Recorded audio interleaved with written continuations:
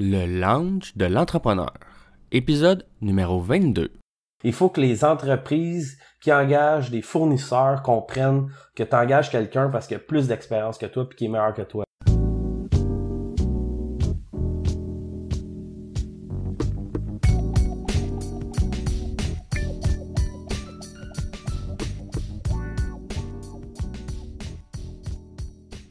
Bienvenue à tous à un nouvel épisode du lounge de l'entrepreneur. Je m'appelle Jonathan Demers et je suis l'animateur de ce podcast dans lequel j'ai le plaisir, mais surtout la chance, de m'entretenir avec des entrepreneurs d'expérience afin de discuter de leur parcours d'entrepreneur dans le but de vous motiver à faire comme eux et vous lancer en affaires. Aujourd'hui, comme invité, j'ai le plaisir de recevoir Carl Durocher. Carl est le cofondateur de Made by Audi, un nouveau concept d'agence dédié à la croissance des entreprises.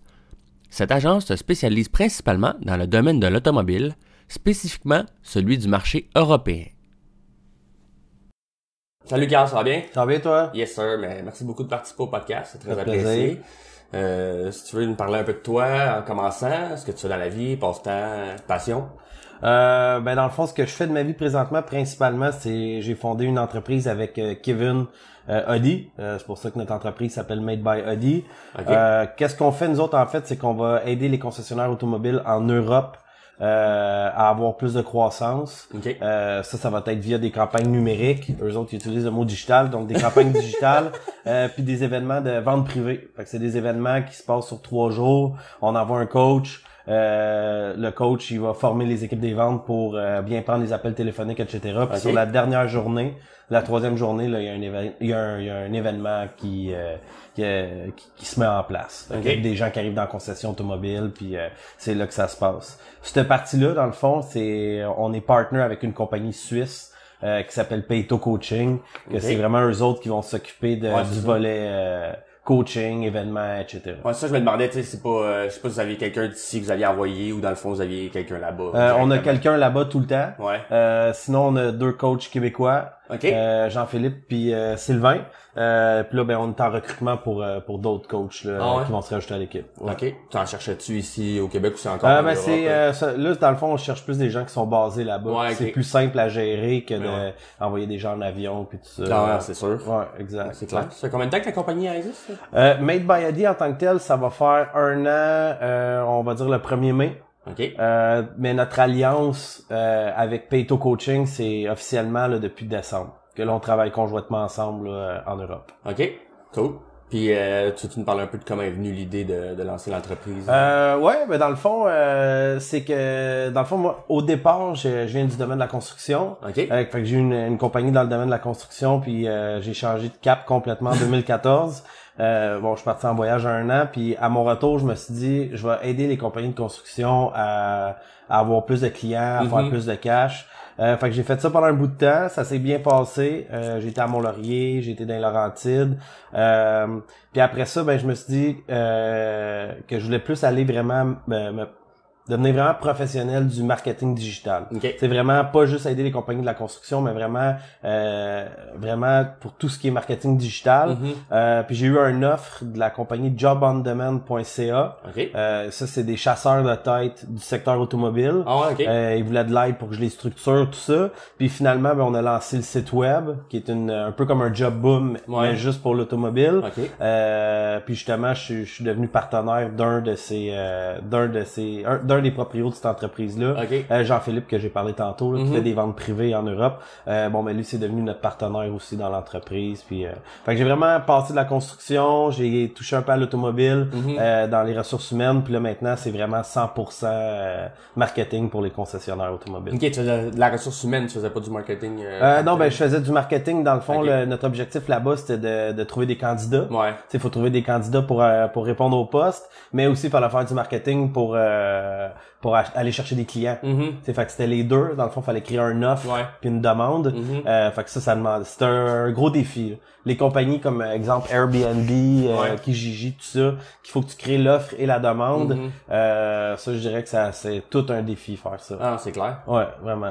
Quand t'as juste un des deux à faire, c'est c'est ça. Plus facile, mais quand t'as les deux... Ouais, là, c'est tough. Non, c'est clair. Ouais, parce que si t'as pas assez d'offres d'emploi, t'as pas de candidats. Si t'as pas, tu sais, dans le fond, faut vraiment que tu travailles fort pour que les deux soient faits en synchronisme.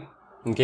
Ça fait combien de temps, le fond? Ça, Job on Demand, j'étais là en 2016. Là, on est en 2019. En 2017. Okay. Dans le fond, 2017, là, toute mon année 2017, ça a été, je l'ai fait avec Job on Demand. Puis après ça a duré 1 an. Après ça, j'ai fait un peu de consultation pour une compagnie marketing dans le secteur automobile au Québec. Puis après ça, finalement, on est décollé de nos propres ailes là, l'année passée, là, au mois de mai. OK. Puis t'as-tu une passion pour l'automobile en tant que tel? Ou? Non, pas vraiment. J'aime pas que j'aime pas les autos, mais j'ai pas de passion pour les autos. Je trouve que c'est une grosse dépense, là, dans le fond. Il y a des trucs que j'aime mieux voyager, par exemple. Mais la business d'un concessionnaire automobile en tant que tel, au début, je trouvais ça compliqué. Je trouvais que c'était pas une belle business, mais finalement, avec le temps, à force de parler avec des gens du secteur automobile, c'est plus là-dessus que je peux pas dire que c'est une passion, mais que c'est vraiment une grosse business. Il y a beaucoup de défis, puis j'aime ça. Aider les concessionnaires automobiles, là, je changerais pas de niche. Je retournerais pas dans la construction ou vraiment cette niche-là, je l'aime vraiment. Ouais, c'est ça. Cool. En construction, t'avais-tu fait un peu sensiblement la même chose que tu fais là? Non, mais j'avais une compagnie de toiture. Dans le fond, je l'ai parti à 18 ans, en 2006, jusqu'en 2014. J'ai eu une compagnie de construction pendant 8 ans. Puis justement là, tu avais commencé un peu surtout que c'est saisonnier en partant, fait que ça l'aidait peut-être pas. Ben c'est dans le fond, on avait besoin d'aller chercher beaucoup de clients. Fait que dans le fond, c'était plus du marketing traditionnel dans ce temps-là qu'on faisait, là, du porte-à-porte, du cold call puis tout ça. Mais on avait créé un brand puis un peu on a fait ça par intuition là, plus que par connaissance, ben on a créé quand même quelque chose de sharp puis nice. Ça existe encore. Puis ça a bien fonctionné quand même là, vraiment. Cool.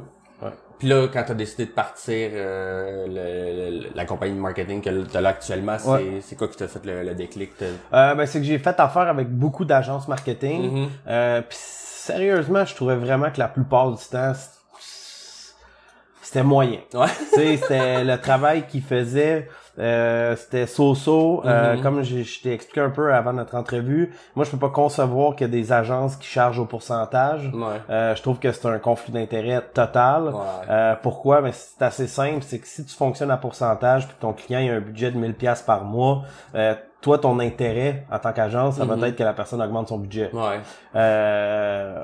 Fait que t'es pas vraiment 100%, c'est pas 100% dans l'intérêt de ton client ce que tu fais. Tandis que nous, on va plus charger des packages.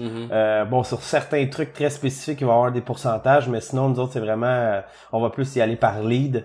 Fait qu'on va faire, on peut dire une étude de marché, mais c'est pas vraiment ça, là, c'est plus simple. Mais on va être capable, par rapport à notre expérience, de dire, bon, mais toi, exemple, t'as un Renault en Suisse, sur Genève, bon, mais ton coût par lead va être d'à peu près 50$, par exemple. Fait qu'on va vraiment faire des prévisions dans ce sens-là au lieu d'y aller avec des pourcentages. Fait que le client, c'est lui qui gère son budget au final. Mais au moins, il y a quand même une bonne idée de combien ça va coûter. Exact, c'est ça. Surtout que dans l'automobile, ils sont capables de dire, OK, un lead, par exemple, qui provient d'Internet, à chaque 10 leads, à peu près, on vend une auto. Fait que là, si on dit, ben regarde, dans ton cas, à toi, ça va être 50$ du lead, bon, mais ils savent que quand ils investissent 500, ils vendent une auto. À peu près, c'est ça. Des fois, ça va monter à 750 000, mais des fois, on va être à 250. Ça va vraiment dépendre d'un paquet de facteurs. C'est clair. Vraiment. C'est cool. Tu sais, ça doit être quand même tough, là, les premières fois que tu vas aller chercher du monde en Europe, des clients. Ça, c'est qu'on avait les contacts.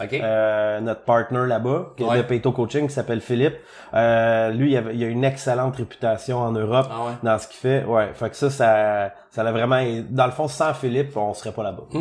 C'est vraiment lui, là, qui a développé là-bas puis qui nous a donné une chance d'essayer, du marketing numérique pour ses clients, lui déjà qu'il y avait. C'est sûr, au début, on faisait tout gratuit, mais c'est grâce à lui, dans le fond, si on a eu cette opportunité-là. Puis là, on travaille fort, justement, pour que ça se passe tout le temps bien. C'est nice, c'est vraiment le fun. T'as-tu déjà été justement en Europe? J'y vais. Là, ça fait un petit bout que j'y étais. J'ai été au début février, mais sinon, là, je dirais que je vais aux 5 semaines environ. Ah ouais? Ouais. C'est bol. Fait que dans le fond, l'objectif, ça serait tout le temps être là, en fait, aux 6 semaines environ. Ouais, okay. Pour justement s'assurer que la coordination est bonne, que les communications avec, tu sais, dans le fond, faut le voir un peu comme nous autres, on est une équipe au Québec, on est à peu près 6 à 8, ça dépend des semaines. Puis là-bas, ils sont 4 à 6, ça dépend des semaines. Fait que moi, ma job vraiment dans la compagnie, c'est de m'assurer que tout colle. Tu sais, qu'il y a pas de friction, même s'il y en a plein en ce moment, là, c'est un peu normal. Mais mon objectif à moi, c'est vraiment de m'assurer que tout va bien, puis que s'il y a un problème, ben qu'on le gère, puis qu'on le fasse pas une deuxième fois. Puis, bon, des fois on le fait une deuxième fois, mais au moins qu'on le fasse pas une troisième fois. Là, c'est vraiment ça ma job là en ce moment. T'appelles ça, mettons, y a-tu un terme précis? Je te dirais, on pourrait dire que je suis un directeur, mais tu sais, je suis pas un directeur marketing parce que, bon, tout le monde a leur mission un petit peu. Je suis pas le directeur général parce que ça a pas rapport dans la structure qu'on est. Je suis pas le patron non plus. Tu sais, fait que c'est, vu qu'on est 4 partners là-dedans, je suis un peu, tu sais, j'ai pas de poste vraiment, puis je m'en fous un peu. Oh, c'est pas important d'avoir un titre, là. C'est ça, exact, ça, exact. L'important, c'est que ça marche. Ouais, ça. Ouais. Ok, cool. Ça va être le fun, pareil. Ouais, c'est le fun. Tu vas où, mettons, quand tu vas en Europe? Vous ayons-tu au bureau là-bas? Pas mal tout le temps à Genève. Ok. Ça, c'est en Suisse. C'est pas mal tout le temps là que je vais. Sinon, ben on a des clients en France aussi. Fait que ça peut arriver, par exemple, qu'au lieu d'atterrir à Genève, je vais atterrir à Paris, on va voir un client, mais notre partner Philippe, il habite à Genève. Fait que c'est pas mal là que ça se passe. C'est pas mal là que je vais quand je vais en Europe. Ah, nice. T'avais-tu déjà été avant de faire les affaires? Ben j'avais été pour Job on Demand. Ah ouais, ok. Justement, ouais. C'est comme ça que j'ai rencontré Philippe aussi. Là, j'avais été 1 mois en France pour voir si on pouvait pas développer l'entreprise Job on Demand en France. On a fait le test, ça pourrait fonctionner, puis c'est quelque chose qu'on aimerait mettre en marche là, peut-être au début de l'année 2020. OK. Fait que ça s'appelle auto-emploi, en fait. La plateforme est déjà créée, tout ça. Fait qu'on aimerait ça pousser cette plateforme-là de ressources humaines à partir du début 2020. OK. Cool. Des bonnes... Ouais, ben ça encore là, c'est un défi parce que comme j'ai expliqué, c'est l'offre et la demande, là. Fait qu'il faut commencer local. On va essayer sur Genève, on va checker comment ça se passe, mais on va l'essayer, ça c'est sûr. OK. Ah, c'est pas pire. Ça doit être le fun aussi avec le business, c'est que c'est plus personnel, mais ça doit être le fun, vous êtes payé en euros sûrement? On va être payé en euros pour si on est en Europe, puis en Suisse, c'est le franc suisse. OK. Fait que dans le fond, c'est les deux, comment on dit ça donc? Des currencies. Ouais, je sais même pas moi non plus. Des devises. Exact, c'est ça. Il y a 2 devises là-bas. Puis, ouais? Ouais. Mais notre compagnie, là, est en Suisse. OK, c'est ça. OK. Dans le fond, vous êtes pas employés, comment je pourrais dire ça. Mais dans le fond, vous travaillez juste ici, mais la compagnie est basée. Ouais, c'est ça, exact. Ouais. Ah, c'est le fun, pareil. Ouais. Ça doit être pour l'impôt, la comptabilité, ça doit être différent. Ben pour l'impôt, il y a pas grande différence pour nous autres parce que aussitôt dans le fond qu'on se paye au Québec, on paye l'impôt normal. Fait que ça change pas grand-chose, puis tu sais on manigance rien là, fait qu'il y a pas vraiment d'avantage au niveau des impôts qu'on soit en Suisse. Ça il y en a pas. Ben il pourrait en avoir, mais c'est tu sais à un moment donné, il faut que t'en payes de l'impôt là, c'est une chose normale. Sinon, c'est plus vraiment au point de vue pour les clients. C'est plus safe pour eux. Je pense pour la confiance, ça, c'est plus simple pour eux de savoir que l'entreprise est basée en Suisse qu'au Canada, par exemple. Non, clairement. Ouais. Sûrement qu'ils ont... Tu sais, vu que c'est européen. Puis la Suisse, en général, tu vois ça comme une...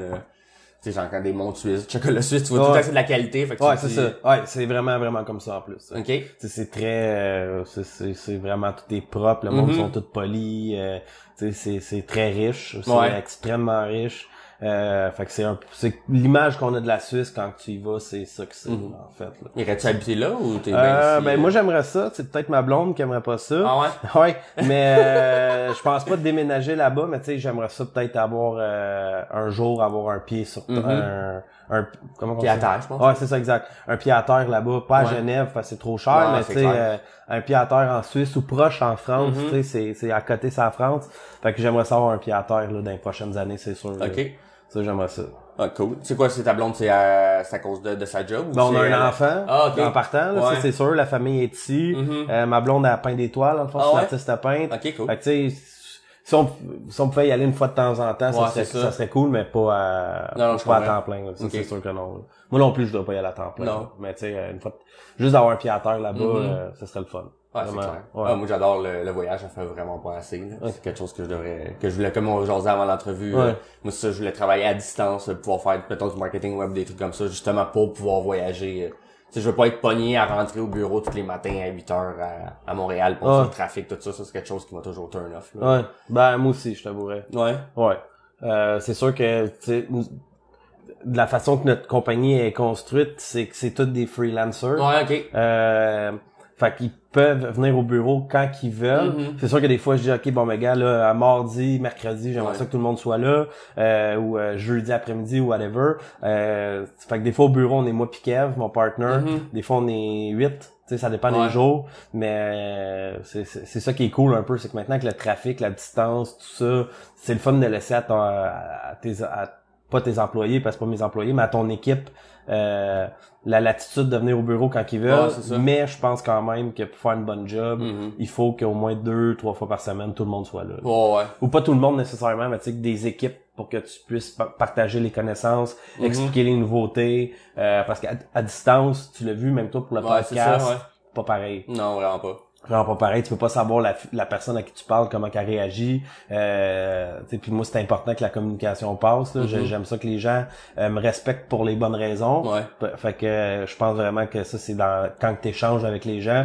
Puis à distance, ça crée pas le même lien. Non, c'est ça. Fait que, clairement. C'est ça. Mais tu parles de communication, justement, tu vois-tu pas un problème, là, mais mettons avec l'accent, je sais que nous, on la comprend bien en général, l'accent français, mais je me rends compte que c'est un problème. C'est un problème. C'est un problème. Dans le fond, ça sera pas au niveau de l'accent. Okay. C'est vraiment plus au niveau de la culture. Tu sais, ici, nous autres, au Québec, là, on est vraiment easy going. Tu sais, c'est vraiment easy going. Tandis qu'en Suisse, c'est plus protocolaire. Les gens sont vraiment cool. Moi, les Suisses, je les trouve vraiment sharp. Mais, c'est pas pareil. Tu sais, la relation est plus comme nous autres ici dans les années 60. Genre. J'exagère un peu, là, mais en B2B, je veux dire. Tu sais, entre les gens, c'est différent, mais tu sais, les gens se vous voient beaucoup plus et tout ça. En France, c'est un mélange des deux, je te dirais. Il y a des places que les gens sont très rapidement friendly avec toi, puis que c'est vraiment cool. Puis là, des fois, t'arrives dans d'autres régions, parce que la France, c'est gros, là, il y a plein de monde, là. Puis là, des fois, t'arrives dans d'autres régions, que là, c'est vraiment, le monde sont un peu plus chiants, je dirais, tu sais. Mais sinon, c'est vraiment un problème de culture. Puis là, c'est pour ça qu'on est en train d'engager une coordonnatrice qui est en Suisse, qui parle allemand, suisse-allemand, puis français, justement pour qu'il y ait moins de friction, puis que ça se passe mieux, puis que elle connaît plus la culture des concessionnaires là-bas, puis elle sait plus comment leur parler, puis que moi que des fois je suis un peu directif là, quand je parle, là, fait que mais sinon ça se passe quand même bien. Tu sais, je dirais là que en toute humilité là, 9 fois sur 10, ça va très bien. Mais la fois sur 10 est trop. Fait qu'on travaille sur celle-là. Vous avez-tu des clients présentement en Allemagne ou c'est l'objectif? Là, c'est en train d'une semaine à l'autre. Ah ouais? Ouais. OK, parce que dans le fond, tu sais, la France, c'est collé sur la Suisse, la Suisse, c'est collé sur l'Allemagne, puis l'Allemagne, c'est collé sur la France. Ça, c'est un moton, ça, dans le fond. Puis la France, c'est francophone, puis almanique. Puis italien, très peu. Mais il y a quand même l'italien. Fait que veut pas, vu qu'on a des contacts en Suisse, on a des contacts allemands, puis les contacts allemands, bon, c'est de fil en aiguille. Fait que là, on est en train de développer le Maroc puis l'Allemagne. Ouais. OK, nice. Ouais, ça, le Maroc, j'ai hâte. Ah ouais? Ouais. C'est clair. Ouais. Vous avez, est-ce que dans l'Espagne, vu que l'Espagne, c'est juste... L'Espagne, on n'a pas de demande en ce moment. Je t'avouerais que c'est tellement gros le marché, juste français, allemand, suisse. Tu sais, dans le fond, la réalité, c'est que juste la Suisse, c'est assez. C'est ça. On serait content. Si on avait plus de clients en Suisse, dans le fond, c'est que là, c'est un peu éparpillé, mais on a beaucoup de clients en Suisse quand même. L'Allemagne, c'est énorme, c'est fou. Puis la France, c'est gros. Fait que tu sais, juste ces 3 pays-là, c'est trop gros pour nous, tu sais. Sauf que c'est sûr que si on a une opportunité d'aller, par exemple, à Casablanca, au Maroc, on va la prendre. On a un coach arabe dans l'équipe qui commence la semaine prochaine. Fait que là, ça peut être intéressant. Mais encore là, l'important, c'est que Philippe, notre partner là-bas, sente que ça se passe bien. Puis qu'il faut, tu sais, dans le fond, il faut aller à un rythme, que tout se passe bien, que lui, sa réputation, elle reste là. Puis c'est vraiment important, là, tu sais. Fait qu'au final, c'est plus Philippe qui va nous dire c'est lui le chef, là. C'est ses clients, c'est ses contacts, c'est sa réputation qui est mise de l'avant à 100% tout le temps. Fait que c'est lui qui call les shots, puis on prend les décisions ensemble, mais au final c'est lui qui a le dernier mot, puis c'est bien correct, là. Moi j'ai aucun problème avec être un numéro 2 là. Même un numéro 3, un numéro 4, je m'en balance. Je serais pareil que toi à ce niveau-là. Ouais, l'important c'est que ça marche. Non, c'est clair. C'est vraiment ça. Y a-tu, justement, tu parles de marché, y a-tu une chose, mettons, la pire épreuve que tu as eu à surmonter depuis que tu t'es lancé en entrepreneuriat? Ouais. Puis c'est quoi que tu as appris de cette situation-là? C'était pas nécessairement obligé d'être, si t'en as pas nécessairement dans la compagnie de marketing, là. C'est sûr que si t'en as une, c'est bon. Mais sinon, ça peut être avec la toiture. Je vais y aller avec la compagnie marketing. Je te dirais, c'est plus d'actualité. Ouais, c'est ça. On a eu de la misère à se faire payer une couple de fois. Ouais, c'est encore ça. là, même aujourd'hui, puis c'est quand même des gros montants. Tu sais, en toute transparence, là, le problème avec les compagnies québécoises. Parce que ça, tu sais, comme je t'ai dit, on a 70 clients à peu près qu'on a fait des tests marketing. Peut-être un peu moins, là, entre 50 et 70, mettons, qu'on a fait du marketing pour eux depuis septembre. Il y a peut-être 1 ou 2 clients qui ont fait ce qu'on appelle du micromanaging. Ça veut dire qu'ils vont rentrer dans ta bulle et qu'ils vont te dire un peu comment faire ta job. Au Québec, c'est presque une fois sur 2, c'est ça. C'est que dans le fond, le client te donne un mandat, mais il va tout regarder ce que tu fais, puis il va tout te dire de changer ce que tu fais tout le temps. Puis au final, si t'as pas de bons résultats, ben ça va tomber de ta faute. C'est un peu ce qu'on se disait avant notre rencontre. Moi, ça, là, dans le fond, tu sais, là, je vais offrir une nouvelle offre de service dans les prochaines semaines sur Facebook, puis dans mes clients, maintenant, si le client s'engage dans le contrat à pas micromanager. Ça veut dire que nous, il nous donne ce qu'on appelle un guide des normes pour son brand qu'il faut respecter. Ça, on le respecte. Après ça, c'est sûr que dans le copywriting, dans ce qu'on écrit, s'il veut modifier une couple de trucs, des tournures de phrases, par exemple, pas de problème. Tant que ça reste dans la stratégie, les visuels, si ça respecte le branding de la compagnie, ils ont pas un mot à dire. Ouais, c'est ça. Zéro. Dans le fond, nous autres, on mettons pour Renault, là, on demande à Renault comment faire nos visuels. Fait que si toi t'as une concession Renault puis que tu nous dis de changer un truc dans notre visuel, on garantit plus rien, dans le fond. Parce que ça tue carrément les compagnies marketing, le micromanaging. Il faut que les entreprises qui engagent des fournisseurs comprennent que tu engages quelqu'un parce qu'il a plus d'expérience que toi puis qui est meilleur que toi. Puis même chose pour moi en tant qu'entrepreneur. J'ai engagé une cordeau que je connaissais très bien, Cynthia. Je dis pas comment faire sa job. Non, c'est ça. Tu sais, dans le fond, je sais qu'elle est 100 fois meilleure que moi. Fait que je vais la superviser. Tu sais, là, j'ai à parler trop rough aux clients. Je vais dire, fais attention, tu sais, là, on est en Europe. Oublie pas de dire merci, tu sais, de tout peaufiner ça. Mais au final, j'ai même pas dit comment organiser sa journée. Non, c'est ça. Tu sais, parce qu'elle est meilleure que moi, je le sais. Fait que il faut vraiment que les gens comprennent ça rapidement. T'engages des fournisseurs pis t'engages des employés parce qu'ils sont meilleurs que toi. En principe, sauf si c'est des juniors, des stagiaires, tout ça. Laisse-les faire. Puis au pire, si tu le laisses faire 2-3 mois puis que ça fonctionne pas, flush-les. Mais sinon, c'est pas bon. Tu sais, faut que t'engages quelqu'un pour ses valeurs, sa culture, puis faut que tu lui fasses confiance. Sinon, fais juste le flusher, dans le fond. Tu sais, il fallait pas travailler pendant 3-4 mois pour le faire chier, puis tu sais, le micromanager. Si tu sens qu'il faut que tu micromanages ton fournisseur, soit que toi t'as un problème, que t'es pas capable de déléguer, ou soit que ton fournisseur, il travaille pas comme toi tu veux. Tu sais, la plug de suite. Tu sais, dans le fond, au lieu de ça a vraiment été un gros défi, là. Ouais, c'est vraiment, clair. Vraiment. Ah, moi, j'aurais de la misère. Justement, on en a parlé en début d'entrevue, puis moi, j'ai déjà eu ce problème-là, justement, avec un client. Puis, tu sais, le client, il me dit, mets cette phrase-là à la place. Moi, j'étais justement avec mon chum qui fait du Photoshop, puis on est en train de monter son image, on y monte. Puis on avait comme une phrase, une accroche, là. Puis le client dit, mets ça à la place. Là, les deux, moi, mon chum, on se regarde. Ça fait aucun sens, son accroche, là. Mais il voulait ça. On l'a fait. Tu sais, ça a sûrement pas donné des bons résultats que ça devait. Puis moi, j'ai juste décidé de l'écouter. Tu sais, souvent, c'est ça. C'est quand t'engages quelqu'un dans un domaine, c'est parce qu'il est meilleur que toi là-dedans. Fais-y confiance, tu sais. Si tu veux le gérer, tu peux la faire à ta façon. Tu sais, si t'as pas de bons résultats déjà à ta façon, pourquoi tu continuerais comme ça, là? Exact. C'est ce que je me dis aussi. Fait que t'es aussi bien, tu sais, justement, quand t'engages quelqu'un, c'est de se faire confiance, de savoir déléguer, mais c'est souvent un problème pour le monde. Ouais, au Québec, c'est fou, hein. Ouais, c'est fou, hein. Dans le fond, là, ça, c'est vraiment, je te dis, ça a pas de sens, là, même, là. Puis je parle je veux dire, j'ai des amis qui ont des agences, puis tout ça, puis ça revient tout le temps, là. Tu sais, ça revient. Fait que si vous êtes un entrepreneur puis vous nous écoutez, là, si vous engagez un fournisseur, laissez-le faire, puis si vous êtes pas d'accord au départ avec sa façon de travailler, flushez-le, passez à un autre, là, mais étirez pas ça sert à rien, là, dans le fond. Vous êtes votre propre ennemi, là, dans des situations comme ça. Ouais, clairement. Hein? Ouais, vraiment. Ouais, ça, ils pensent qu'ils vont aider, comment je peux dire? Ben, qu'ils vont aider, mais dans le fond, c'est plus c'est contre-productif à 100%, là. Ouais. Si exemple, toi, t'es une compagnie de toiture, justement, puis tu fais de la gestion de chantier, là. Ta force, c'est de gérer des employés. Bon, ben, focus là-dessus. Tu sais, puis laisse faire l'agence marketing. C'est sûr que si t'engages des incompétents parce qu'il y en a plein, là, dans le fond, micromanage les même pas. Finis le contrat avec eux. engage une autre agence. Puis si après 2-3 agences comme ça, tu te rends compte que tu fites avec personne, ben c'est peut-être tout le problème. Tu sais, quand que tu changes d'agence à tous les 3-4 mois, tout le temps, 6 mois, même, je veux dire, une agence, c'est censé garder ça plus qu'un an. Tu sais, fait que si tu te rends compte que tes fournisseurs t'échangent tout le temps, ben c'est peut-être tout le problème. Tu sais, c'est vraiment... c'est ça, c'est... En tout cas, c'est typique de ces clients-là. Ceux qui micromanagent, ben là, tu te rends compte que là, tu les écoutes parler, tu dis, Colin, OK, ils changent vraiment de fournisseur souvent. Puis là, ils sont rarement contents de leur fournisseur. Fait que, tu sais, si tu vois que ton client, il bitch contre l'ancien fournisseur ou contre les autres fournisseurs, c'est sûr que si t'as besoin d'argent, t'as pas le choix de prendre le contrat, là. Mais c'est la plug.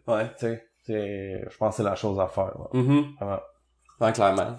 Non, je pense que c'est ça, comme tu dis, tu sais, c'est la mentalité au Québec, mais on aime ça un peu bosser. Ouais, ben écoute, c'est peut-être dans même en Ontario aussi, là. Je ne sais pas. Là. C'est ça, on connaît pas le... C'est ça, exact. Mais ce que je vois, c'est que dans l'automobile européenne, ils micromanagent pas. Zéro. Même qu'ils te demandent, là, ils te posent des questions, tu penses qu'on devrait faire ça comme ça. C'est cool. Ouais, c'est vraiment à l'opposé, complètement. Là. Ouais, ce serait bon de changer cette façon. Ouais, je pense que oui. Clairement. Mais ça, c'est dans l'affaire, justement, tu disais, tu sais, garder son agence longtemps, là. Tu sais, je commence à voir ça de plus en plus, puis je suis content de le voir, là, que les agences marketing le marquent sur leur site, tu sais, qu'ils garantissent pas, mais qu'ils disent pour avoir des bons résultats, faut que ça va prendre au moins 3 mois, t'sais. Minimum. Ceux qui le disent pas, qui pensent que, moi, j'en ai déjà vu un, je vais le plugger encore, j'ai jamais dit son nom, là, mais sur LinkedIn, là. C'est qu'il dit, moi, je vous garantis 30 clients par mois, ou je sais pas quoi, je sais pas qu'est-ce que t'offres, c'est quoi ton offre, ton accroche, là. Tu sais, si tu m'offres de quoi de gratuit qui vaut 250, OK, oui, tu m'as amené comme client, mais ça veut pas dire que je vais revenir nécessairement, là. Mais tu peux pas garantir des clients par mois, surtout les premiers mois, là. Tu sais, après, tu sais, si t'as de l'expérience, tu sais, comme toi, tu dis t'es rendu à 70, tu peux avoir une idée, justement, des leads par rapport au prix que ça coûte par secteur, etc. Tu sais, t'as une bonne idée de ça, là. Tu sais, t'as des résultats aussi pour approuver, pour amener genre ce que t'es dire. Puis on fait 100% de l'automobile aussi. Ouais, c'est ça, drette ça. Fait que tu sais, on connaît ça. J'ai appris de très très très bonnes personnes qui sont dans l'automobile, dont Dominique Sigouin, que j'ai pu apprendre comment que l'automobile fonctionnait ici au Québec. J'étais arrivé là-bas, bon, c'est différent, mais ça revient que c'est de l'automobile, tu sais, tout ça. Mais on s'est spécialisé uniquement là-dedans, tu sais. Puis même, à la limite, je pourrais dire que je suis pas spécialisé en automobile. Je suis spécialisé en automobile française et suisse. OK. Tu sais, je sais pas si tu me suis. C'est qu'ici, ce que je fais là-bas fonctionne peut-être pas. Non, tu sais, fait que je peux pas me dire que je suis un expert en marketing numérique automobile au Québec. C'est pas le cas du tout. Tu sais, j'ai 0 client au Québec. Fait que je pense que c'est important d'être clair là-dedans, puis justement de nicher au maximum. Puis si je rencontrerais un concessionnaire au Québec qui serait intéressé à tester mes trucs, ben je dirais, gars, j'ai jamais fait ça pour un dealer québécois, puis il va y avoir une période de temps avant que tu aies les résultats. Est-ce que tu es prête à prendre ce risque-là? Parce que ça se peut, exemple, gars, sur 3 mois, là, ça va coûter, mettons, 15 000, mais ça se peut que ce 15 000-là aille aux poubelles. Es-tu prête à prendre ce risque-là? Non? Bon, ben, gars, on oublie ça. Je pense que c'est vraiment important de mettre ces statements-là au début, même sur papier, dans ton contrat, que dire que le concessionnaire s'engage à faire une période de test, 3 mois, c'est 15 000, ça se peut que ça aille tout aux poubelles, mais en contrepartie, nous autres, on va vraiment tout faire pour que ça marche, puis on documente beaucoup ce qu'on fait. Fait qu'au bout du compte, le client peut même voir tout ce qu'on a essayé, tout notre processus, là, il peut le voir, là, il verra pas notre recette, mais il va voir tout le temps qu'on a mis, comment qu'on l'a mis, toutes nos heures sont comptées, fait que tu sais, on donne notre max, mais on peut pas rien garantir. Là, non, c'est clair. Mais en même temps, tu dis aux poubelles, moi, de l'autre côté, je me dis, tu sais ce qu'il y a pour marcher, fait que déjà, s'il en refait éventuellement plus tard, il va savoir, quoi ne pas faire. Là. On pourrait dire ça, là. C'est extrêmement bien dit. Dans le fond, tu sais, si je te donne un exemple, il y a un dealer qui dit, on lui dit, hey, veux-tu essayer Pinterest? Tu sais, parce que Pinterest, c'est vraiment bon, honnêtement, là. Pour vrai? Pour les chars, pour du branding, ça fonctionne bien. En conversion, à date, j'ai pas eu de bons résultats, mais j'en ai pas fait assez pour te dire que c'est pas bon. Mais pour ce qui est d'avoir du branding, le coût par 1000, il est vraiment pas cher, là, tu sais. C'est 4-5 fois moins cher que Facebook. Fait que, sauf qu'encore là, j'ai perdu le fil, j'ai allé avec Pinterest, on peut le tester Pinterest, mais ça se peut que ça marche pas. Tu sais, sauf qu'après ça, lui, le dealer va dire, ben gars, j'ai essayé le Pinterest en 2019, ça a pas marché, là on est en 2021, on le réessaye-tu, tu sais, mais comme tu dis, au moins ils ont l'expérience de savoir ce qui marche moins puis ce qui marche plus. Ouais, c'est ça. C'est clair. Puis ben vous, c'est ça, c'est souvent des, comme tu dis, des marques européennes. Dans le fond, c'est quoi? C'est genre Renault, Peugeot, des trucs c'est comme ça? toutes les marques. Ouais. Dans le fond... Il y en a Honda pis tout ça, ça fonctionne pareil là-bas. Ouais, c'est plus difficile en Suisse. J'ai pas de Honda en France. Mais tu vois, on a Honda, Renault, Dacia, Nissan, Mercedes, Audi, Volkswagen, Peugeot. Je sais pas si j'ai dit Renault. Je pense que oui, ouais. Peugeot. Tu vois, ça, c'est pas mal les marques qui me viennent en tête tout de suite. Opel. Ouais, Citroën, je sais pas si Opel, Citroën, là, on en a peut-être un là, qui s'en vient dans les prochains temps. Mais sinon, je te dirais presque 60% de nos clients, c'est Renault. Ah ouais? OK. Il y en a beaucoup là-bas. Ouais, ben c'est français. Ouais. C'est le plus gros fabricant au monde. Ah ouais? Ben l'année passée, ça a été Renault dans le fond là, c'est Renault, Dacia, Nissan et Alpina. Ou Alpine, je me souviens jamais c'est quoi le nom de cette compagnie-là. Je connais même pas ça. C'est vraiment une petite marque, mais c'est eux autres qui ont fabriqué le plus d'autos l'année passée. Ah ouais? Mais ouais, en France, c'est très très fort Renault là. OK. C'est pour ça que c'est pas mal un de nos plus gros clients. OK, nice. Ouais. C'est le fun, ça. Ouais. Quand t'es capable d'en avoir beaucoup, en plus, c'est de la même... Ah, ben, c'est encore là, ça serait mieux, ben, en tout cas, je suis content de toutes les avoir, ben, ouais. Mais ça serait mieux que j'aille juste du Renault. Ouais. Parce que là, dans le fond, je pourrais être encore plus précis dans mon affaire, puis dire, OK, ben, du Renault à Paris, là, j'ai du Renault à Bordeaux, j'ai du Renault à Genève, puis là, je peux tout voir, le coût par litre dans les villes, il est différent, puis tu sais, c'est sûr on pourrait devenir extrêmement bon à vendre que du Renault si on ferait juste du Renault. Tu sais, fait que c'est un peu ça notre stratégie là, par exemple, là, au cours des prochains mois, c'est de prendre en marketing numérique, notre rêve dans le fond dans les prochains mois, ça serait d'avoir Renault puis Audi. Renault, ça regroupe Nissan puis Dacia, puis Audi pour nos clients suisses, ça regroupe Volkswagen aussi. Skoda, si j'ai oublié Skoda tantôt, puis Seat. Fait que c'est comme deux regroupements de marques là. On aimerait juste travailler avec ces deux-là. C'est sûr que s'il y en a d'autres, on va envisager de travailler avec eux, mais on aimerait ça vraiment se spécialiser dans ça. Tu sais, avant des fois, faut faire attention à s'éparpiller. Ouais, direct ça, ben c'est ça. Un des conseils que j'avais vu d'un début, je pense, j'étais dans l'entrepreneuriat, je m'intéressais à ça. Si t'as du monde qui va offrir des services de ton Photoshop, carte d'affaires, je vais offrir des services d'édition de vidéo, je vais offrir des services, la personne de photographie, elle va commencer à s'éparpiller dans 12 000 domaines. Puis là, à chaque domaine, elle va charger, mettons, on va dire un chiffre au hasard, là, 25-30$ de l'heure. Mais là, oui, elle se donne plus de chances d'avoir des contrats parce que dans plusieurs domaines, sauf qu'elle sera jamais experte dans un domaine à pouvoir charger 100, 150. Tu sais, si tu deviens la numéro 1 en logo ou la numéro 1 en carte d'affaires, ben, tu vas pouvoir charger plus cher. Moi, je pense comme toi aussi. C'est sûr, là encore là, ce qui est difficile, c'est qu'au début, tu veux manger. Ouais, mais encore là, la personne, tu sais, si toi, ce que t'aimes faire, c'est les cartes d'affaires, ben, je suis pas mal sûr que même si le Québec, c'est petit, là, tu pourrais faire uniquement des cartes d'affaires, mais tes vends, au lieu, tu sais, tout le monde les vend à peu près, je sais pas, 300-400$, 500$ par carte d'affaires, mais toi, tu pourrais y vendre 1000-1500$ parce que t'es le fucking meilleur, puis tu t'es fait une réputation de vraiment, moi, je fais les plus belles cartes d'affaires, ou j'ai la plus grande notoriété, tu fais ce que t'aimes, puis ça fonctionne, tu sais, encore là, peut-être ça marcherait pas pour les cartes d'affaires, il y a peut-être des compagnies de branding qui vont m'écouter puis qui vont dire que je suis dans le champ complètement. Mais fondamentalement, moi j'y crois, je te dirais. Tu sais, comme là en ce moment, on veut offrir du vidéo à nos concessionnaires automobiles. Ben, ça sera pas nous qui va faire les vidéos. Ouais, c'est ça. Tu sais, dans le fond, nous autres, on fait la stratégie, on a rencontré du monde dans les dernières semaines pour ça, des gars qui font que du vidéo. Tu sais, c'est deux freelancers, ils font de l'automobile déjà, sont sur la coche. Fait que les autres, on va y rentrer dans notre team. Mais tu sais, on va pas commencer à acheter du stock puis à faire du vidéo. C'est trop compliqué, c'est trop risqué. J'aime mieux engager du monde qui sont déjà solides là-dedans puis négocier un prix qui fait que, bon, c'est plus cher qu'un employé. Mais au moins, j'ai pas besoin d'acheter de stock. J'ai pas besoin de devenir expert. Je peux 100% leur faire confiance.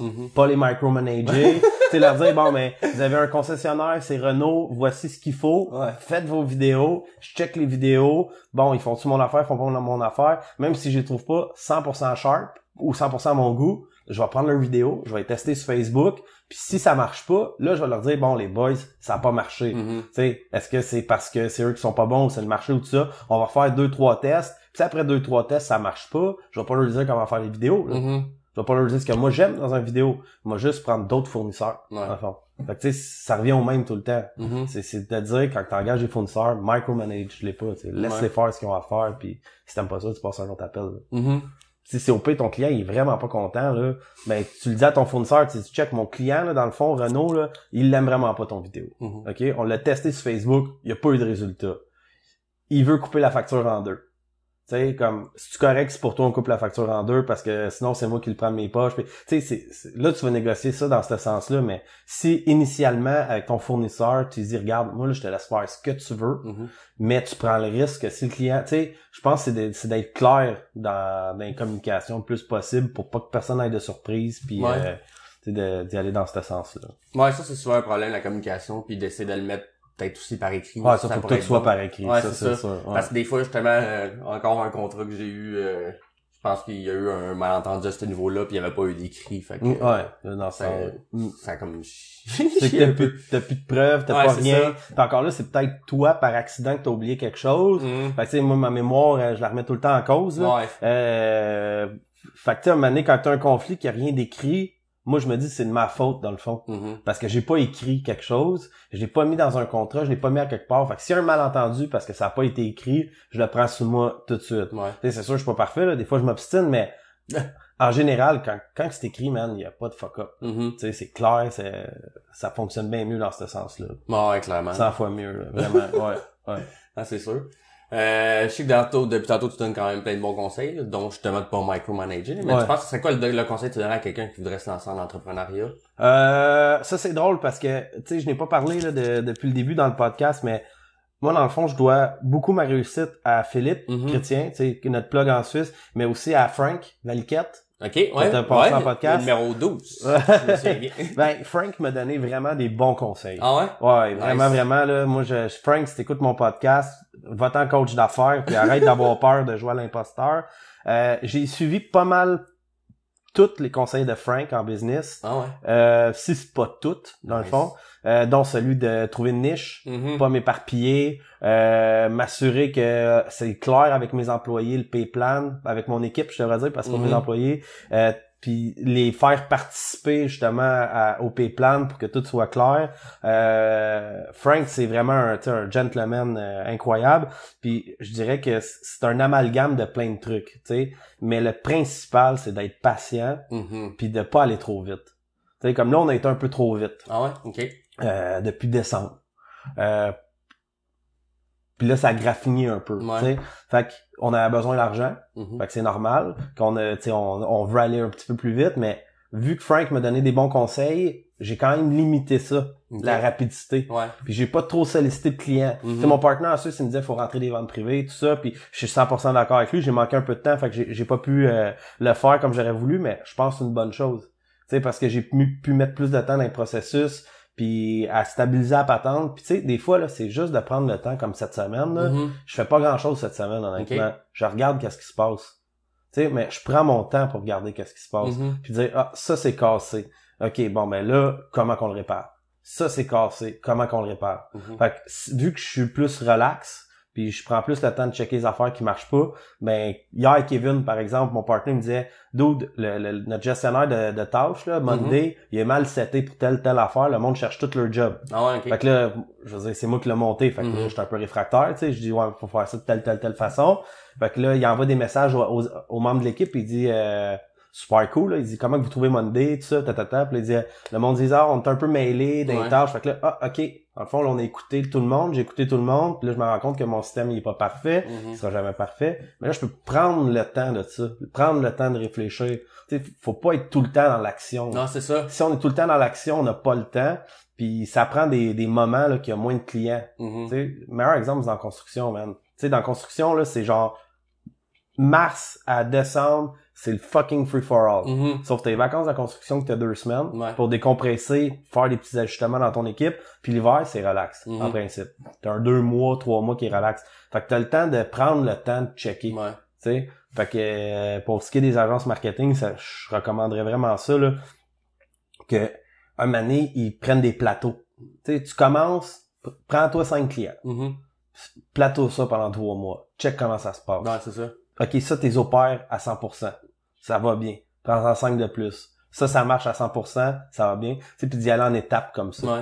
Je pense vraiment que c'est la façon de faire. Tu sais, puis il y en a que je parle dans mes amis qui ont 100 clients, là, puis ils ont fait des plateaux comme ça, puis je pense que ça a vraiment aidé. Tu sais, genre, clairement. tu peux être un mois, là, un an, excuse. Tu sais, que dans le fond, t'as 100 clients, là, tu dis, OK, bon, mais pendant un an, là, je coupe ça là.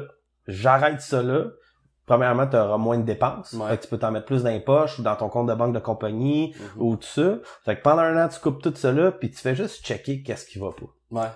Tu sais, dans le fond, c'est simple. Là. Tu check, bon, ben, comme j'ai un employé sur 2 qui est pas content. Bon, on va régler ça, tu sais, c'est quoi le problème? Bon, ben, il y en a peut-être, t'en as peut-être 20 employés, il y en a peut-être là-dessus 4 qu'il faut que tu changes, tu sais, parce qu'ils sont plus heureux avec toi, puis c'est pas parce qu'ils sont pas bons, là, faut que tu les changes. Fait que là, tu prends le temps de trouver des nouveaux employés. Tu sais, tu rebâtis ton équipe un petit peu avec du nouveau. Après ça peut être le cash flow aussi, là. Ça, c'est un défi tout le temps, là. C'est sûr. Fait que là, tu peux reprendre le temps de refaire ton cash flow. C'est peut-être tes ordinateurs qui sont à changer. Puis, tu sais, changer un ordi, c'est compliqué. Tu sais, ça prend du temps, là, tu sais. Fait que je pense vraiment d'avoir, je l'ai tiré un peu, celle-là, là. Mais d'être patient, d'avoir des plateaux, de viser une niche. Puis après ça, un coup que tu maîtrises cette niche-là là, à 100%, là, ben là, peut-être tu peux dire, exemple, moi je suis dans l'automobile à 100%, bon, j'aimerais ça revenir au Québec, comme je t'ai expliqué un peu, mais je sais pas quelle niche que je voudrais prendre au Québec, juste des gros budgets, par exemple. Bon, ben, je connais bien la construction, est-ce que je pourrais refaire un test avec la construction? Bon, ben, je vais en prendre un client. Tu sais, je vais le tester. On va prendre un client au Québec pendant 2-3 mois, checker comment ça se passe. Ça s'est bien passé. Moi, je vais peut-être en prendre 2 autres. Tu sais, voir comment ça se passe, puis vraiment y aller par étapes comme ça. Sauf que c'est sûr que quand ton compte de banque il souffre, c'est plus tough. Tu vas aller en chercher plus. Là. Ça, c'est sûr. Ah, mais c'est sûr qu'il faut que tu commences, mettons, plus lean startup, là, tu sais, fais le plus possible. Tu sais, si tu peux avoir, de payer des employés juste au contrat, tu sais, déjà en partant, tu vas économiser une grosse partie de tes dépenses que, t'es pas obligé de le faire si t'as pas de contrat, t'es pas obligé de payer l'autre, là. Tu sais, faut que tu trouves du monde qui sont aptes à ça, là, mettons qu'ils sont déjà freelancers, qui ont déjà d'autres contrats ou qui ont une job en tant que tel, puis ils peuvent te donner des heures en dehors de leurs heures, là. Mais c'est sûr de commencer plus petit de même, puis d'être patient, comme tu dis, ça c'est, je le vois encore trop souvent le problème. Tu sais, je pose, j'en parle, mettons, de mon podcast ou des affaires de même, je regarde du monde avec des channels YouTube, le monde dit ça. Tu sais, genre, il fait ça pour rien, mais arrête, là. Tu sais, il y a pas, c'est parce que nous, on voit trop la réussite rapidement, tu sais, ou parce qu'on n'a pas entendu parler de cette personne-là avant, mais il y a beaucoup de monde qui, avant de devenir populaire, ça fait 3, 5, 7 ans qu'ils en font, pis ah ben oui. Tu sais, genre, mettons, des humoristes, il y en a qui ça fait longtemps qu'ils sont dans les bars ou qui font des séries web, que tu sais pas. Ça explose. Ouais, c'est ça, pis là, tout le monde pense que, tu sais, genre, ça vient d'arriver, qu'il est sorti du secondaire la semaine passée, pis que là, il est rendu super connu pis drôle, là, mais ils ont travaillé bien avant, là, puis c'est le même pour ben des compagnies du monde que tu vois sur le web et tout. Ben justement, c'est pas Mike Ward qui avait été en France puis qui a trouvé ça tough. Parce que tu sais, ici, genre, il est super connu, il est arrivé en France, puis là, il dit crème, tu sais, je retourne dans les bars, mais je suis pas sûr si c'est lui, puis tu sais, c'est probablement que ça a rappelé à cet entrepreneur-là ses débuts, puis c'est que là, les gens voient juste le succès tout le temps. Tu sais, comme moi, c'est sûr, là, de la façon dont je parle de mes trucs, quand les gens me suivent sur Facebook, sur LinkedIn pis tout, sûrement qu'ils se disent, Carlis, c'est débile, lui, en un an, genre, il y a des clients partout en France, tout ça, tu sais, mais la réalité, c'est que des fois, on se donne pas de paye. Tu sais, la réalité, c'est que des fois, je veux dire, on est en croissance, fait que là, on se pose des questions au niveau du cash flow. Tu sais, on a les mêmes défis que tout le monde, puis c'est pas facile en ce moment parce que ça fait un an. Tu sais, fait que encore là, c'est de garder le cap, puis qu'on reste patient, puis qu'on fasse les bonnes choses en fait, là, tu sais, qu'on essaie de penser à long terme. Justement, ça c'est Gary Vaynerchuk qui avait dit quoi de le fun là-dessus, c'est que souvent on surestime ce qu'on peut faire en un an, mais on sous-estime ce qu'on peut faire en 10 ans. Fait que je pense que c'est dans l'optique de ça, si je calcule le pas de géant qu'on a fait en un an. C'est fou. Tu sais, si je refais leur même pas l'année prochaine, là, je te garantis, je fais faillite. Oh boy. C'est passé trop vite. Ouais, c'est ça. Je sais pas si tu me suis. Oh, ben oui, fait que là, faut qu'on ralentisse la vitesse à laquelle tout ça va. Tu sais, on peut pas tout le temps, mais moi, ce que j'aime, ce qui me stimule, c'est la croissance. Fait que j'aurais envie, là, l'année prochaine, de refaire un autre pas comme ça, mais ça serait une erreur tellement, tu sais, qui serait évitable. De un, super facilement. C'est juste d'être patient puis de se contrôler. Puis ce serait tellement épais, là. Tu sais, puis Frank me le dirait sûrement, là. Il me dirait, tu sais, justement, j'ai un appel de Londres que j'avais oublié. Oups, tu veux-tu... Tu peux-tu mettre ça sur pause? Ouais. OK. Je sais pas si t'es une personne qui lit beaucoup en général. T'as-tu appris un peu? Tu parles de Gary Vaynerchuk, peut-être que tu consommes plus de l'audio vidéo, mais est-ce qu'il y a des livres ou quelque chose que tu recommanderais à des entrepreneurs? Mettons une ressource. Je consomme pas vraiment de vidéos. OK. Moi, c'est plus le texte. Ah ouais? Ouais. Puis c'est drôle, puis tu sais, comme je t'ai dit, je veux partir un podcast sur l'automobile, puis je suis pas un fan de podcast. Ouais, OK. Parce qu'en auto, dans le fond, je pars trop dans ma bulle. Dans le fond, j'écoute un podcast, puis là, boum. Ouais, c'est ça. Tu sais, je pars. Moi, c'est vraiment le texte qui fonctionne super bien. Ça, je lis beaucoup. OK. Tu sais, je dois lire sans face peut-être au moins de vraies lectures, là, 1 heure par jour. OK. Puis des fois, ça va aller à 2. OK. Puis ça peut aller un petit peu plus que ça des fois. Fait que oui, je lis beaucoup dans le fond. Tu sais, j'ai des newsletters que je vais prendre le temps de lire. Que justement, le gars de Drift Truck qui vient d'appeler, qui a interrompu le podcast. Ben ça, c'est parce que j'ai été sur leur site. Je me suis inscrit à leur newsletter. Okay. Là, j'ai lu ce qu'ils faisaient. Puis là, à un moment donné, j'étais là, OK, c'est débile. Fait que là, je me suis inscrit. Puis là, bref, on a un appel avec lui tantôt. Mais c'est vraiment la lecture, moi, que j'aime beaucoup. Ah ouais. Si t'es un freelancer, par exemple, le meilleur, c'est Stark, qui s'appelle. Okay. Je pense que c'est Jonathan. Il fait un podcast, je pense que c'est Business Authority. Mais là, j'en mélange peut-être une couple, là. Mais lui, il est écœurant pour aider les freelancers. OK. Il est débile. Il est vraiment, vraiment solide. Puis vu que moi, je suis pas un freelancer, je l'ai suivi pendant 6-7 mois, puis à un moment donné, j'ai débarqué. C'est Frank qui m'a dit de lire, d'écouter ses affaires, puis sérieusement, c'est un très, très bon conseil. Sinon, bon, c'est sûr, je vais tout le temps jeter un coup d'œil sur ce que Gary, il dit. Ça reste un genre de prophète dans le domaine. J'aime beaucoup aussi Kerwin O'Reilly. Lui est australien. Okay. Il a une agence vraiment 100% croissance. Il a vraiment explosé ses médias sociaux dans les 18 derniers mois, je dirais. Lui, c'est juste vidéo que je vais consommer. Okay. Fait que très peu. Puis sinon, je dirais que ce qui est à lire pour ceux qui commencent, c'est Dan Norris. OK. Il a écrit Content Machine en 2017. C'est fou raide, lui, dans le fond, il explique un peu toutes les compagnies qui ont pas marché.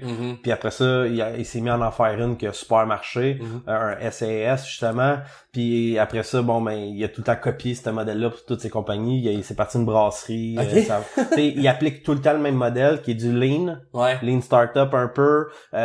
Beaucoup axé sur la création de contenu, sur ce qui coûte rien ou pas cher. Ouais. Comme nous autres, la compagnie est bootstrappée, là. C'est-à-dire, c'est notre argent qui finance la compagnie. On n'a pas de prêt nulle part. Okay. Fait que j'ai suivi un peu de ses conseils. Mais Dan Norris, de son livre Content Machine, sérieusement, il est fou. Il se lit en genre 2 jours, là, 3 jours. Là. Puis c'est tout du actionable. C'est-à-dire que tu lis un paragraphe, à un moment donné, là, tu lis 2-3 pages, puis là, tu dis « Ah ouais, Colin, je peux faire ça, dans le fond. Puis là, tu le fais. Ouais. Puis ça prend pas de temps. Puis là, tu continues, puis whoop, ah ouais, ça aussi, je pourrais le faire dans le fond. Puis là, tu le fais. Puis là, whoop, tu lis un peu, ça me prendrait une graphiste ou un peu de budget. Fait que si t'as pas de budget, tu le mets de côté. Mais là, justement, je serais peut-être dû pour le relire. Parce que quand j'ai lu pour la première fois, on n'a pas de budget.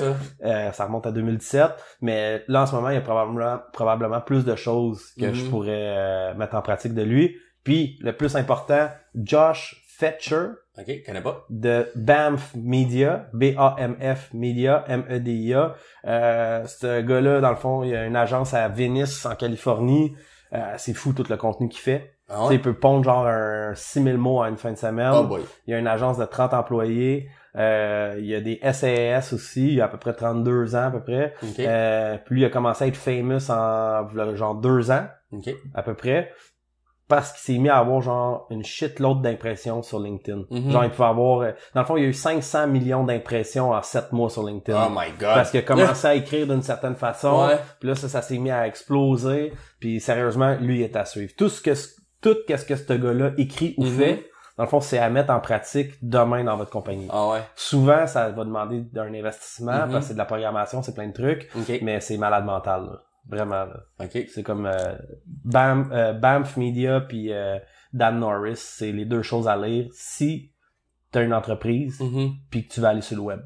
Okay. Puis t'es avancé un peu. Oh ouais. C'est pas pour les 100% rookies, mettons. Okay. C'est pour ceux qui ont un petit peu plus d'expérience. OK, c'est bon, ça va pareil. Parce que moi, il y a beaucoup d'affaires, justement, que j'aime ça, moi, que c'est actionable, là, tu sais. Moi, j'aime ça, justement, tu sais, comme Gary, j'ai Crush It. Tu sais, j'ai lu son, je l'ai écouté, parce que moi, je lis pas, là, je l'audio, là. Puis tu sais, justement, j'étais à la job, là, faut voir que je fasse ça en arrivant chez nous. Parce que, tu sais, c'est plein de petites affaires comme ça qui est le fun que tu peux mettre en application, puis qui t'aident tranquillement à grossir, C'est drôle parce que le seul livre que j'ai lu en Audible, ouais, c'est Gary Vaynerchuk, mais je pense que c'était Jab. Ouais, Jab, ouais, ça. Ou l'autre tête après. C'est-tu Crush It après? Ouais, je pense que ouais. C'est plein de trucs, dans le fond, là. Je me souviens pas, non, mais ça, bref. c'est Jab, je pense que c'est Jab. L'autre, Crush It, c'est vraiment plus au niveau de, c'est ça, c'est des trucs, là. Mais il parle comment grossir ton marketer ton brand, là, maintenant. Ok, non, c'est pas ça, moi. Vraiment pas, c'est l'autre. Ok. Jab. Ouais. Puis ça, j'ai trouvé ça sharp parce que tu vois qu'il s'applique vraiment à parler, là. Tu sais, dans son, c'est ça, j'ai trouvé ça cool. Mais écoute, ça fait longtemps, là, ça fait genre 3 ans, j'ai lu ça à peu près, là. Non, Mais c'est le seul que j'ai lu. Puis c'est vrai que c'était cool. C'est dans le temps que je faisais bien de la prospection en auto. Mais, tu sais, ça reste que, Gary Vaynerchuk, c'est le prophète en marketing numérique en ce moment, là. Il est fou, là. Tout ce qu'il dit, ça arrive, là. Bon, fait qu'il est vraiment hot. OK. Puis là, pour la prochaine année, justement, là, tu dis que tu voulais grossir, mais en même temps, tu veux pas grossir, tu sais, faut que tu t'arranges pour... L'objectif, c'est de garder le beat qu'on a là. Ouais. Tu sais, dans le fond, on a une croissance en ce moment. Cette croissance-là est gérable, mais dans le fond, faut pas accélérer cette croissance-là. Tu sais, mettons, là, on peut pas le voir, là, vu que c'est visuel, là. Mais tu sais, mettons qu'on augmente, je dis n'importe quoi, là, de 25% par mois. Bon, ben, c'est de garder cette beat-là, puis aussitôt qu'on voit qu'on a de la difficulté à gérer ça, là, on a des accrochages, mais tu sais, la vraie difficulté, c'est de flatter puis de dire, OK, là, on arrête de croître. Parce qu'on va tout le temps avoir des opportunités. T'sais, comme je te dis, il y a le Maroc, il y a l'Allemagne, il y a l'Autriche aussi, il y a l'Italie, man, je te dis, ça finit plus. Il y a trop de dealers en Europe, il y a trop d'offres, il y a trop de demandes, puis il y a pas assez d'offres. Fait que tu sais, on y arrivera jamais, là. On sera pas capable de toutes les ramasser, les clients, là. Fait que faut à un moment donné se mettre un break. Puis c'est sûr, bon, on s'est fait un plan d'affaires, des prévisions budgétaires, puis on les refait tous les 3 mois, mais tu sais, faut pas aller trop vite. Non, c'est clair. Vu qu'on est 4 partners, ce qui est le fun, c'est que on est capable de se calmer entre nous autres. Oui, quand il y a de quoi de cool, on se motive, mais en même temps, il y a tout le temps quelqu'un dans l'équipe pour rappeler, de dire, tu sais, pour prendre ça cool quand même.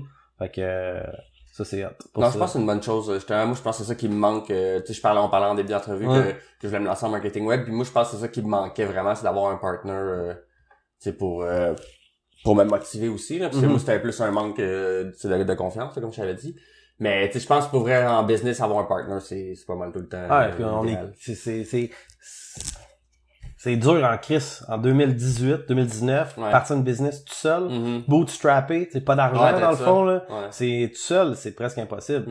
Moi, c'est que j'ai parti avec Kev parce que moi j'étais plus consultant stratégique, médias sociaux si on veut, puis Kev lui c'est un programmeur. Fait que tu sais, nous deux ensemble, c'était facile d'aller chercher des mandats, tu sais, puis pas de dépenses, rien, on travaillait de chez eux au mois de mai l'année passée, mais seul, c'est tough, là. Ouais, c'est clair. C'est vraiment tough, là. Vraiment. C'est que des fois, au point de vue motivation, tout ça, c'est tough. C'est clair. D'avoir aussi un mentor, tu sais, comme toi, tu parlais de Frank, c'est où que tu l'as rencontré d'ailleurs? Frank, c'est un des meilleurs amis à Kevin, mon partner. Ils ont travaillé ensemble longtemps, tout ça, en programmation, fait que, c'est comme ça qu'ils se connaissent. Puis Frank, je pourrais dire, tu sais, vraiment, là, ses conseils sont écœurants. Je pourrais même, tu sais, je peux pas dire que c'est un mentor, là, tu sais, je pense pas qu'il accepterait que je donne ce titre-là, mais, tu sais, t'as pas nécessairement besoin d'un mentor, sérieusement. Tu sais, à un moment donné, c'est juste d'aller chercher des bons conseils puis de les écouter. Tu sais, t'es pas obligé de le faire, mais de prendre le temps de les écouter puis te dire que ces gens-là, ils ont une vue externe de ta réalité. C'est ça. Puis des fois, c'est mieux. Tu sais, oui, ils comprennent pas tout, là. Ils sont pas là, tu sais, sont pas là steady tout le temps, mais eux autres, ils voient l'ensemble, tu sais, ils voient, tu sais, cette approche-là, c'est important que tu apprennes en considération. Nous autres, les dealers nous font confiance parce qu'on a une vue externe de leur compagnie, mais tous les gens qui t'entourent, toi, ils ont cette vision-là aussi. Tu sais, il y en a sûrement dans tes chums qui sont fuck all entrepreneurs, qui ont rien à dire d'intéressant, mais probablement qu'il y en a un, même s'il travaille au McDo, man, que, tu sais, justement, il travaille au McDo. Puis c'est organisé au McDo. Fait que si lui il vient ici puis il dit Carlis dude, t'es pas super organisé, tu sais, t'as-tu pensé à faire telle affaire, même s'il travaille au McDo, il travaille dans une compagnie hyper organisée. Fait que tu sais, faut pas faut suivre faut écouter tout le monde. On n'a pas le temps d'écouter tout le monde, mais dans le fond, tu sais, faut mettre une priorité là-dedans puis à un certain moment, c'est de trancher sur ce qui fait du sens, ce qui fait pas de sens, mais si tu te remets tout le temps un petit peu en doute, sans casser ta confiance, là, mais que tu te remets un peu en doute puis que tu te dis, OK, mais cette personne-là, pourquoi qu'elle dit que je vais me planter? Tu sais, est-ce qu'elle a raison de dire ça? Parce que peut-être que j'ai plein de bonnes intentions, mais le chemin que je prends, c'est pas le bon. Tu sais, qu'est-ce qu'il va faire que je vais me... C'est quoi sa vision à elle? Peut-être que ça va dire que je vais pas me planter, mais si elle a raison là-dessus vraiment, puis le whoop qui change, tu tasses un petit peu ta trajectoire, là, de ça. Non, c'est clair, puis il faut pas... tous les conseils sont quand même sont pas tous bons à écouter, là, mais tu sais, c'est au moins de prendre le temps de, comme tu dis, de l'écouter. Puis comme tantôt justement tu parlais que quand tu prends pas le temps, un pas de recul là, tu sais, dans ta compagnie, que t'es trop là-dedans, puis tu sais, t'arrêtes pas de courir, tu prends même pas le temps justement de regarder ce qui se passe, ou c'est bon justement de prendre justement un pas de recul, ou demander à quelqu'un un œil extérieur de voir qu'est-ce que tu pourrais ne pas faire de absolument. correct, ça c'est sûr. Fait que c'est toujours bon ça aussi. T'es pas obligé de t'engager quelqu'un qui coûte cher pour ça. Tu peux toujours demander à tout le monde, tu sais, à tes amis, tes parents, tes grands-parents, man, tu sais, si ton grand-père, il a eu un dépanneur, tu sais, mon père, il a eu un DEP, dans le fond, tu sais, il a appris plein d'affaires, il y a beaucoup de monde qui peuvent aider, là. Tu sais, pas obligé d'être des entrepreneurs. Ouais, non, c'est ça. Souvent, tu te dis, c'est un peu ce problème-là, tu sais, c'est un sophisme, là, mais de dire, ah, mais là, t'es pas entrepreneur, tu peux pas m'amener de conseils, mais là, c'est pas vrai. Mais non, pas en tout. Zéro. T'as des conseils applicables. Tu sais, t'as eu des intrapreneurs, t'as du monde qui ont travaillé dans une compagnie puis qui c'est quand même eux qui géraient, qui faisaient tu sais, ils ont jamais été à leur compte, mais ils ont tellement fait comme s'ils étaient à leur compte pour quelqu'un d'autre, qu'ils peuvent, ils se connaissent pareil. T'en plein ça. C'est clair. Ouais. Puis en finissant, tu nous plugger un peu, je sais que de toute façon, ta compagnie en tant que telle, c'est pas monsieur, madame, tout le monde qui va venir vers tes services, là, mais t'as-tu de quoi que tu veux nous plugger? Ben, écoute, pas vraiment. Je te dirais peut-être juste ceux qui s'intéressent à l'automobile, c'est peut-être leur lâcher un call comme quoi que éventuellement on va faire un podcast qui va être vraiment sur l'automobile, autant business que peut-être une couple de test drive. Mais sinon aussi, bon là, j'allais dire que la formation gratuite c'est Canet. Dans le fond, j'ai mes 2 personnes. Ouais. Fait que tu sais, pour l'instant, c'est pour ceux qui veulent nous suivre, ils peuvent nous suivre sur Instagram, Made by Adi. Mais en ce moment, comme je t'ai dit, tu sais, à part s'il y a un concessionnaire québécois ouvert d'esprit qui veut faire des tests. Là, ça serait super cool de rencontrer ces personnes-là, mais sinon, pour l'instant, on prendra pas de clients de notre côté. Et vous cherchez pas non plus à en avoir au Québec? Non, pas du tout. C'est ça, pas du tout. Ouais, parfait. Puis, ben écoute, je te remercie beaucoup pour ton temps. Ça fait plaisir, c'était vraiment cool. Ben ouais, moi j'ai vraiment adoré ça, puis c'est le fun de voir quelqu'un dans la même branche que je veux aller, là, puis qui a grossi, qui a une belle compagnie comme ça. C'est très inspirant. Là, des fois, je commençais à laisser ça un peu de côté. J'étais, je veux vraiment faire ça, mais lâche pas. Ça donne un petit coup de pied dans le cul. C'est motivant là pour elle. Lâche pas. Mais écoute, je te remercie beaucoup encore une fois. Puis, mais je te remercie d'être déplacé, d'être venu me rencontrer ici chez nous. Puis encore une fois, ben merci d'avoir été là et on se retrouve à un prochain épisode. Salut là. Salut.